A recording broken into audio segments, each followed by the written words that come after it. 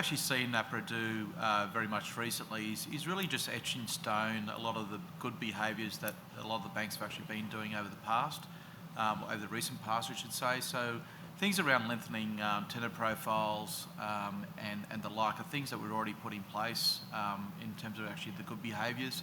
So you see that most of the major banks, including ourselves, our term funding has actually been clearly has a longer issuance tenor than what it used to in the past, and now even our short-term funding has a longer tenor than what it used to have in the past. And so the APRA standards that are coming out are more or less etching in stone that behaviour, such that if we actually get into sort of call it the good old days, we don't fall into those bad habits of actually trying to get back to scenarios where we're actually funding our businesses with more short-term funding. So really it's a view of actually saying our preference is to have, or sorry, I should say APRA's preference is to have more quality term funding in place. Securisation is clearly one of those tools that assist us in achieving that quality term funding. Another tool available to us is covered bonds, for example. That's also assisted with that term funding. So really from our perspective, it's a case of there's a clear acknowledgement from APRA that securisation will assist with forming one of those key tools of diversification that will allow you to continue to increase that term funding. And I think realistically as well, their acknowledgement that there needs to be a reform in respect of the Asf2013 standards such that it removes some of those hindrances in respect to securisation will further facilitate the ability to use securisation as one of those key tools to increase our term funding. So we're going to see proportionally more issuance? I don't think we'd actually see a greater proportion. I think it's just actually something where it just becomes more readily available. And again, from our perspective, we already issue around about 2 to 3 RMBS or ABS transactions in any 1 year. What we may probably see is other major banks doing something similar to what we're doing going forward and having an ability to do that. Because when you sort of take a step back, the major banks do behave a little bit differently in the securisation market. You do have 2 or 3 major banks that are more active than, say, one other, and so in time you may actually see 3 of us actually doing the same sort of thing in the marketplace. But the marketplace and ability to issue should be such that the additional costs of issuing securisations are diminished and those hurdles are diminished such that issuing securisation in the marketplace is just more readily achievable. So do you think master trusts would be an answer to that? I'd say that master trust is it's not the silver bullet in respect of everything that we need to achieve that outcome. I think it's just incremental, and I think the incremental changes are the key pieces that we are seeing. One of the things that we've been very big on is date-based calls.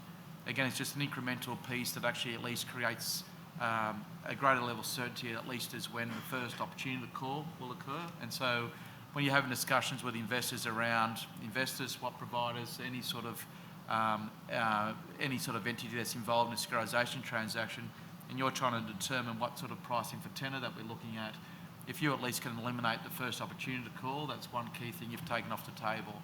Master trusts themselves, I think, will actually potentially facilitate the ability to look at other asset classes other than RMBS. We'd see that as probably a greater positive in itself, but these are incremental benefits as you're going forward. Again, it's not a game changer, but again, another incremental benefit is just simplifying the process to do a trade, a funding-only trade. Having that certainty of being able to do a funding-only trade. I mean, it was only about 18 months ago where we had to go cap in hand to APRA and say we want to do a funding-only trade with securisation, had to wait for their approval. That's changed. So it's actually removing those hurdles one by one, and actually having a fluid securisation market on the back of that would just naturally mean that you just have the product readily available as you need it. Thanks. Andrew, I might turn back to you. I mean, we've had in this discussion already some mention of the importance of balance in funding and diversity. So I thought I'd just flash up where we've actually been getting our funding from in the last few quarters. And so here the blue bars are senior unsecured, the red bars are covered bonds, and the yellow bars there are securitization. So you're investing in this stuff. How do you think about what's an appropriate balance? Sure. I think we sort of look at sort of bank balance sheets post the GFC. The theme that strikes me is this growth in deposits, and it might be sort of regulatory motivated, but I think it's a good thing for banking. per se, and I think it's a good thing for the stability of bank balance sheets. So I guess we compare that growth in deposits with a sort of modest loan book growth. We've seen this issuance fall away in terms of unsecured and securitisation and the emergence of covered bonds in a small way. I mean, for an investor, I think it's very important that so the issuers maintain all those channels are open. That is, they have a curve out there in some form, that they have an investor base that knows them, that's familiar with them, because that allows the investor to devote sort of analytical resources within our businesses to monitoring, maintaining knowledge of that sector, being able to price it, and certainly when a conversation starts, we're able to act in a reasonably quick way. I think securitisation now, as Guy said, there's Westpac and others have been quite active, and they've maintained that curve in the secondary market. They've maintained contact with investors, and there's analysts certainly where I think we understand their product, just to understand Simon's and have positive views of them. I think if an issuer was to sort of turn off the tap on one of those altogether, that would be a concern for the investor base. I don't think there's any magic mix, but they do need to maintain critical mass in all of them. Simon, I might just turn to you. I mean, proportionally, I guess you probably have the highest degree of secured funding at the table. How do you guys think about this? Yeah, I think there's another chart here that shows us having a real crack with our covered bond program compared to Guy, who's been... You're getting ahead of yourself here, so there we go. So this is this chart shows covered bonds issued in billions, the green bars, and then red is as a percentage of the capacity that is available under the APRA limit. Yeah, so we've thrown a bit of a party with our program, but our program's only tiny, so I can claim that at least the small deals that we've done. I guess everybody seems to be, and the interesting thing about APRA not coming out yesterday and putting a hard cap, is that he's effectively outsourced the regulatory cap on secured funding to the rating agencies, who for many years, informally and I think formally in some official papers, have suggested a number with a 2 handle on it in terms of secured funding, so 20%, somewhere between 20 and 30%, depending on the size of the balance sheet. So for us, if you think about our balance sheet, $60 billion, about 2.5 outstanding in covers.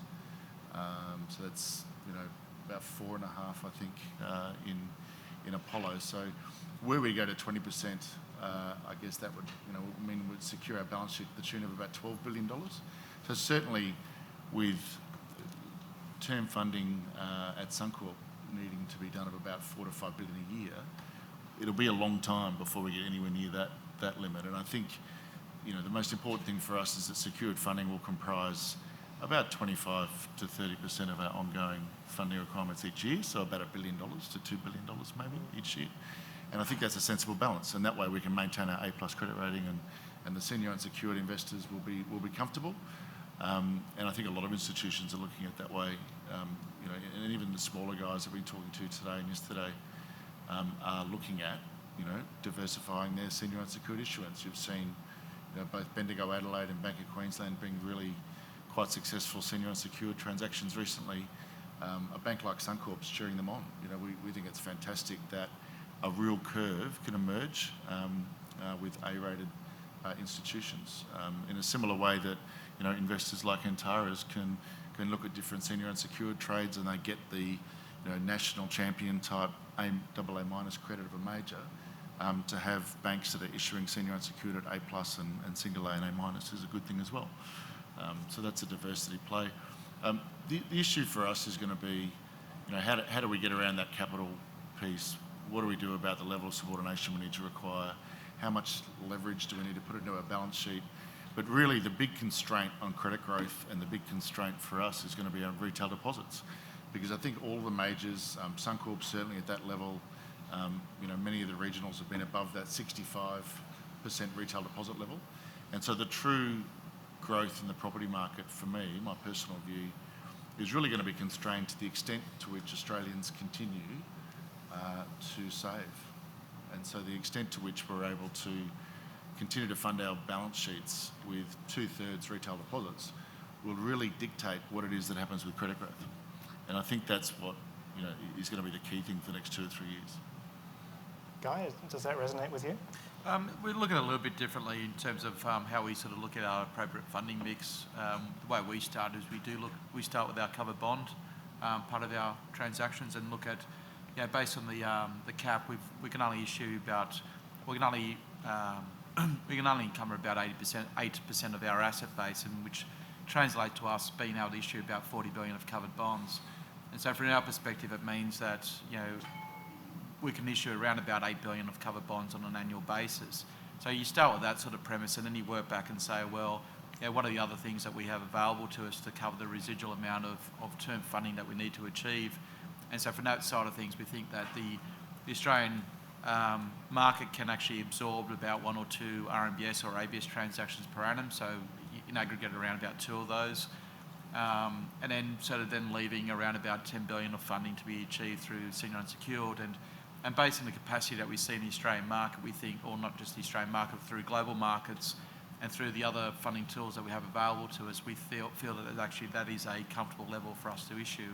And that's really the background for us to actually look at which ones do we see is, in terms of the appropriate mix of funding that we look to achieve. It is really just trying to actually, have a view that we want to be a regular issuer, so we don't have to be a frequent issuer, but just a regular issuer in everything that we do, which is very much in line with what Tez mentioned earlier, and also just looking at a scenario of actually just making sure that whatever we do, we're not actually saturating a market, so we're actually maintaining a substantial level of capacity within the marketplace. Good. So I see we've got just a couple of minutes left in our allocated time. I might just see if there is anybody in the audience that has a question at this stage.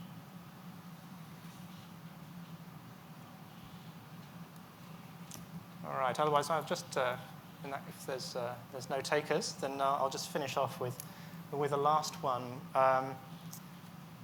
Here we go. This is a covered bond issuance in New Zealand as well. So you can see that BNZ's really using up its limit there. I might just finish off with one last one, which is about bail-in. It's not something that's front of mind here in this part of the world, thankfully. But if you're in Europe, it's very much an area of big focus. But maybe we should be paying more attention to it here in Australia. Australia, like about 7 other major economies in Asia Pacific, have signed up to the Financial Stability Board key attributes of effective resolution regimes, which says that an effective resolution regime should have the ability to convert